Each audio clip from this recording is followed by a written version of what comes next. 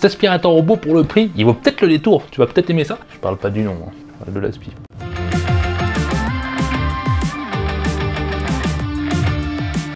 Oui, je parle bien du Ultnik D5S Pro. Ouais, j'ai un âge mental un peu limité, souvent en fait. Faut dire, ce qui m'a le plus marqué sur cet aspirateur robot, c'est sa taille, parce qu'on est seulement sur 7,3 d'épaisseur en hauteur, donc c'est le truc qui va passer de partout. Il passe sous tes canapés, il passe sur tous les trucs, alors qu'en général, un aspirateur robot est coincé au niveau du canapé, il n'arrive pas à passer sous les meubles.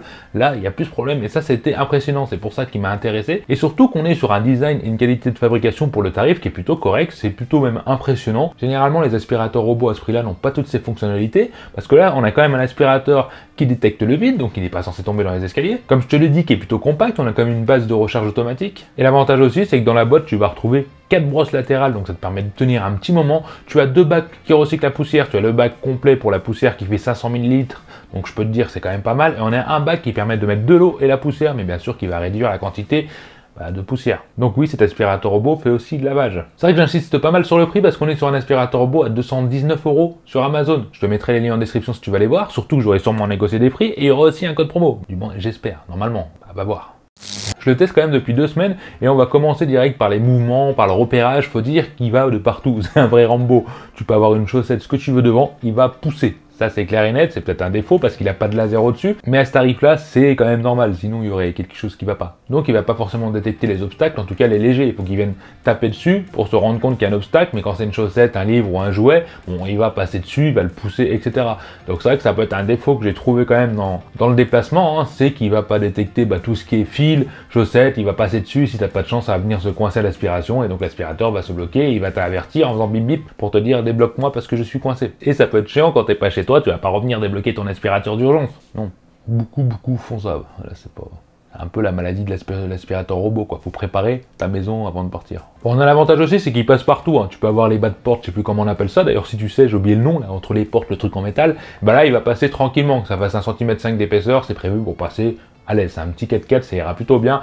T'as une option qui est pas mal, oui et non. C'est-à-dire que tu peux avoir une limite d'aspiration. Je sais plus le nom en fait, c'est une bande magnétique que tu vas venir poser, l'aspirateur ne pourra pas passer. C'est une barrière virtuelle si tu veux.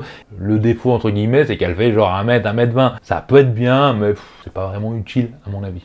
Après, tu as 2 modes principaux d'aspiration. Tu as le mode en S que tout le monde connaît, donc il va venir s'orienter et revenir à chaque fois sur ses pas en forme de S pour nettoyer le plus possible. Et tu as aussi le long des murs, c'est-à-dire si tu veux qu'il fasse le long de tes plaines pour enlever toute la poussière qu'il y a dans les bords, tu pourras choisir cette option. En tout cas, il est quand même plutôt rapide. Malheureusement, vu qu'il n'a pas de laser, il va aller un peu de partout. Pour s'orienter, bon, il va cogner ici, il va cogner là-bas, et il va faire une mini-carte sur l'application que je te montrerai après, au fur et à mesure qu'il va avancer. Je me répète, mais vu qu'on n'est pas sur un laser, tu ne pourras pas forcément l'envoyer dans une pièce pour aspirer, ni dans une autre, il va vraiment faire ça aléatoire, se débrouiller dans la maison et faire au mieux qu'il peut, comme je t'ai dit, en forme de S pour l'aspiration. Bien sûr, il a une base de chargement, donc il sera en recharge automatique. Dès qu'il n'a plus de batterie, il sera rentré. En tout cas, il va se débrouiller pour rentrer à sa base pour se recharger.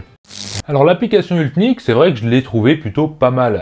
Pourtant, elle est mal notée sur Play Store, mais elle a été mise à jour depuis, donc c'est vrai que c'est pas la même application. Sache aussi que tu as la télécommande qui te permet de l'utiliser si t'es pas trop fan de high-tech, d'applications, etc. Tu prends la télécommande, ça fera à peu près la même chose. Ce que j'aime bien sur cette application, c'est qu'elle est vraiment simple et lisible. Tu as les fonctionnalités principales, le nettoyage automatique, le long des murs comme je t'ai dit, tu peux régler la puissance d'aspiration. Sache qu'elle est en moyenne en général, mais tu peux mettre au minimum pour être en mode silencieux ultra ou en mode puissant. Personnellement, je conseille de le laisser en moyen parce que vu qu'il a une détection automatique des tapis, il va venir aspirer plus fort quand il passera sur un tapis, même si c'est pas forcément instantané. C'est vrai que ça prend un petit peu de temps à détecter le tapis. C'est toujours plus utile quand tu as une pièce avec de la moquette. Quoi qu'il arrive, il la fera plus fort que s'il était sur du parquet. Autre point sympathique, oui et non, c'est qu'il va cartographier. À chaque fois qu'il va se déplacer, il va créer une sorte de carte pour dire où il est passé. Bon, c'est une carte par rapport aux endroits où il va toucher, où il a été bloqué, etc. Comme je te le répète, il n'y a pas de laser, donc c'est une carte à peu près de la maison. À partir du moment qu'il va se bloquer, tu vas devoir le sortir de son blocage et le relancer, et ben il va refaire une carte à chaque fois. Donc c'est plutôt un truc pour te montrer à peu près où il a nettoyé,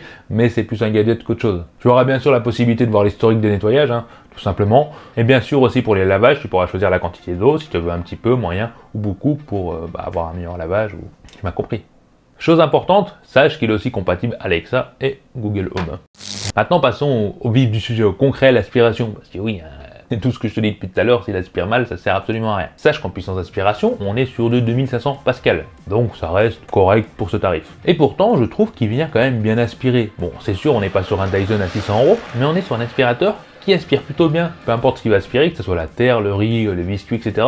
Je trouve qu'il fait quand même bien son travail. Et ça sans faire trop de bruit, et c'est important parce qu'il est quand même assez silencieux et j'aimerais bien le mettre en avant. Après, l'option pour booster sur le tapis, bon, ça aspire, mais bon, mais voilà, ça reste un tapis, et un tapis avec un aspirateur robot, ça n'a jamais été magnifique, c'est toujours mieux d'aspirer avec un vrai aspirateur puissant pour aller en profondeur. Pareil pour ce qui est du lavage, oui, on a le mode lavage, donc tu as de l'eau sur la serpillière qui va venir nettoyer là où il va passer en même temps. Certes, ça reste un lavage, on va dire, d'appoint, hein, ça ne remplacera jamais une serpillière où tu peux vraiment décrocher tout. Là, il va passer, il va humidifier, bon, ça rend plus propre, mais ça ne nettoie pas vraiment ta maison. Où j'ai un petit peu titillé, c'est pareil, c'est dans le déplacement, parce que oui, il va nettoyer ta maison entièrement, en tout cas, moins bien qu'avec un laser, je me répète, parce qu'il va pas capter les zones qu'il a faites, etc. Ça va venir laver, mais ça va être plus long, parce qu'il va s'orienter un peu à l'aveugle, c'est exactement ça, à l'aveugle, et il va prendre beaucoup plus de temps, par exemple, pour nettoyer 100 mètres carrés, alors que un laser, bah lui il va prendre beaucoup moins de temps, donc c'est vrai que ça fait son boulot, mais comme je le répète souvent, ça ne remplacera jamais une aspiration faite par toi-même. En tout cas, tu trouveras certainement quelques petites zones où il ne sera pas passé, voilà, c'est important de le savoir, mais aucun aspirateur sans laser fait mieux.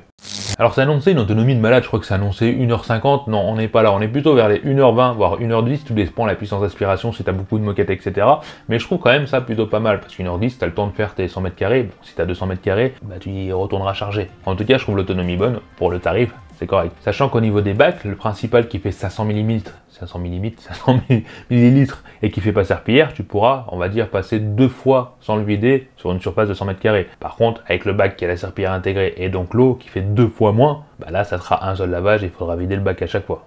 En gros, cet aspirateur, il a quand même pas mal d'avantages. L'avantage principal, c'est le prix par rapport aux options, qui est quand même très bien. Sa taille extrêmement compacte, en tout cas sa hauteur très compacte, qui le permet de passer de partout, et ça c'est juste magique. Le fait qu'il ait une serpillière pour ce tarif, donc qu'il puisse laver et aspirer en même temps, faut l'avouer, c'est quand même très bien. L'application, que je trouve très lisible malgré tout, et qui soit compatible Alexa, Google, et qui propose aussi une télécommande pour ceux qui ont plus de mal, c'est aussi un avantage. Et bien sûr, qu'il ait la possibilité de détecter le vide, donc les escaliers, etc., pour pas aller se casser la figure, ça arrive, c'est quand même très bien. Mais il aura quand même des défauts. Comme je t'ai dit, les obstacles, il aura un petit peu de mal. Tout ce qui est fil, chaussettes, jouets, etc. C'est Rambo. Il fonce dedans, il arrache tout, il aspire ce qu'il peut, et là, bah, il peut rester coincé souvent. Autre défaut, mais là c'est normal, c'est vu qu'il n'a pas de laser, oui je me répète beaucoup, bah il n'y aura pas de cartographie, donc tu pourras pas l'envoyer à un endroit précis pour nettoyer, il faudra le porter, le mettre à cet endroit pour qu'il nettoie. Alors oui, si tu cherches un aspirateur robot pas très cher, hein, dans les 200 €, c'est vrai qu'il est très bien, fonce, vas-y, je pense pas que tu vas le regretter, en tout cas moi je le trouve vachement efficace. Et s'il aurait ce fameux laser, ce qui est impossible à ce tarif, je me répète,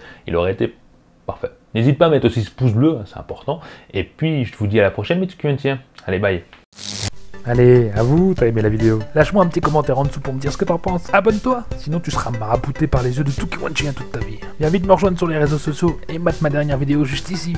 Allez, je compte sur toi pour la prochaine vidéo. Bye bye.